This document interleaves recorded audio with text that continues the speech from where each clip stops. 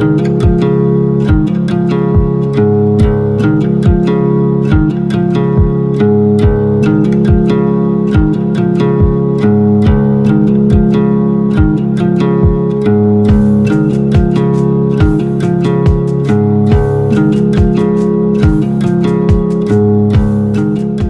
каждом доме горел огонечек. Ну, нравится мне, понимаете, мне нравится в деревне. Если бы предложили вот жить в город, ехать, дали вот квартиру, едьте там это, да, я бы, наверное, не согласилась. Сама назва леднікі таксама вельмі старажытная. Магчыма, нават яе можна аднесці яшчэ да таго часу, як тут праходзіў у нас леднік, хто яго ведае.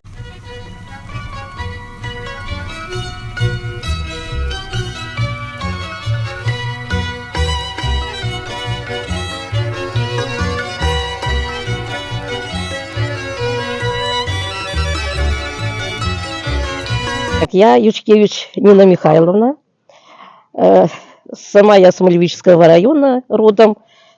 Сюда осталась с 91 года. Вот. 2 детей у меня, взрослых. Ну, внуков пока еще нету. Ну и вот в этом доме мы живем, в родительском, мужа родителей. В колхозе работала, потом в магазине здесь в Ледниках. Был магазин, меня попросили, чтобы я открыла. Представляете, было в каждом доме горел огонечек.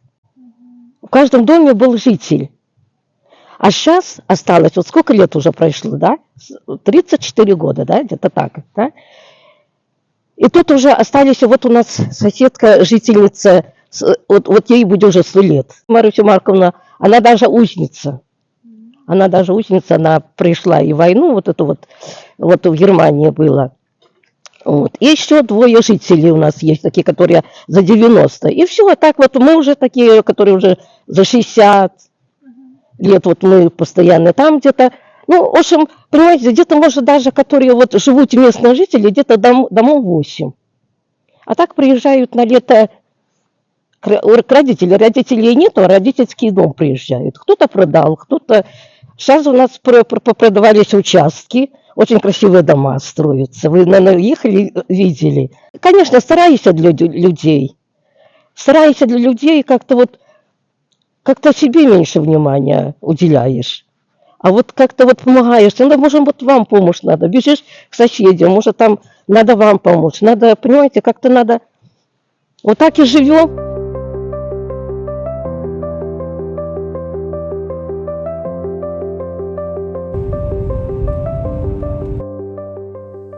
У нас было в деревне праздник, 500 лет деревни было. Это было, я посмотрела свое благодарное письмо, это было в августе 2016 года. Вот нам было 500 лет. Деревня начинает расти. И очень благодарна, что вот взялись за эти вот участки, что начинают продавать, и люди начинают строиться, начинает оживляться деревня. Ну, нравится мне, понимаете, мне нравится в деревне. Я, наверное, если бы предложили вот жить в город, ехать, дали вот квартиру, едьте там это, да, я бы, наверное, не согласилась. Во-первых, я, тоже в городе была.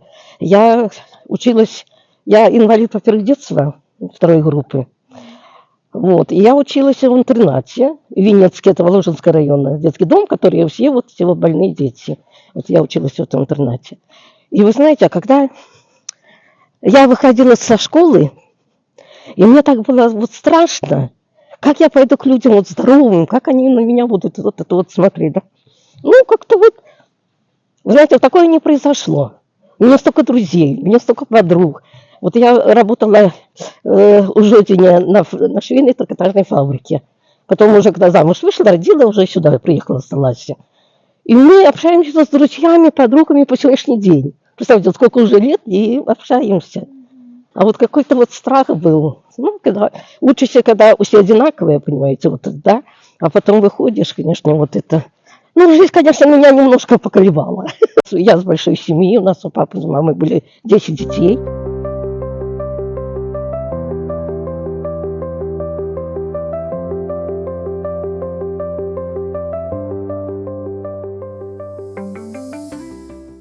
вёска, сучасная вёска Леднікі, яна дастаткова старажытная, і першыя ўзгадкі пра вёску Леднікі адносяцца да 1588 года, то бок гэта ўжо другая палова 16 стагоддзя. Першапачаткова гэты фальварак належаў радзівілам, і вельмі доўгі час, амаль што да 19 стагоддзя. Тады ўжо яна пераходзіць ва ўласнасць агінскіх, і апошнія ўладальнікі леднікоў гэта такая сям'я, якія мелі прозвішча Стрэмінскія. І вось яны ўжо апошнія ўладальнікі аж да таго часу, пакуль тут ужо не ўсталявалася савецкая ўлада.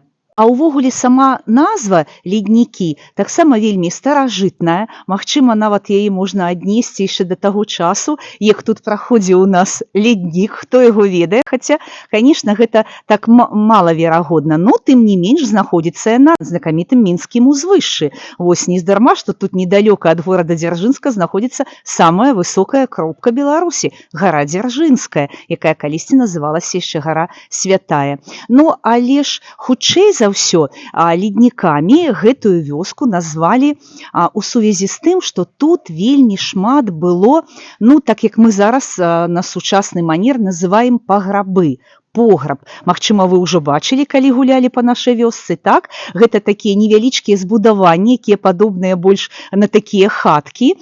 І раней гэта называліся лядоўні, леднікі.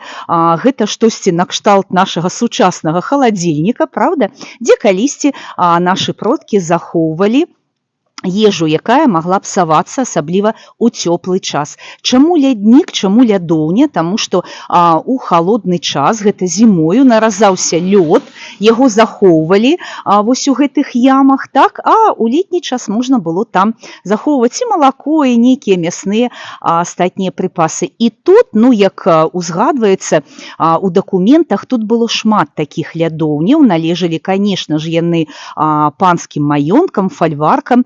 Ну, а зараз таксама вось гэтыя паграбы лядоўні гэтага часу у вёсцы ёсць. Таму, хутчэй за ўсё, гэтая назва вот паходзіць ад лядоўні.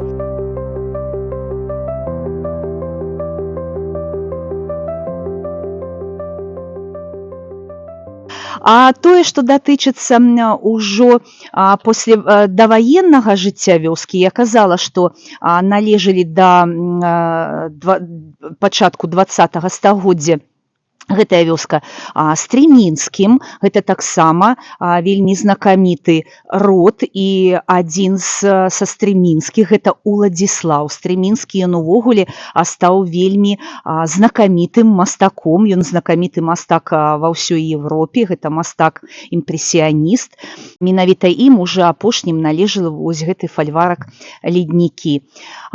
Ну і у вайну, ну наколькі вот звесткі падаюцца, тут конечно, тут вёска была акупавана, больш за 20 чалавек тут загінула, ну, калі яны пайшлі на вайну. Сегодня деревня словно стоит на распутье. С одной стороны, здесь тишина тихих улиц, где, выходя на прогулку, можно никого не встретить, а с другой – шум стройки, голоса новых жителей и планы по расширению. Ледники больше не фольварк знатных родов. Они становятся чем-то другим, местом тихого пристанища и начала новых историй.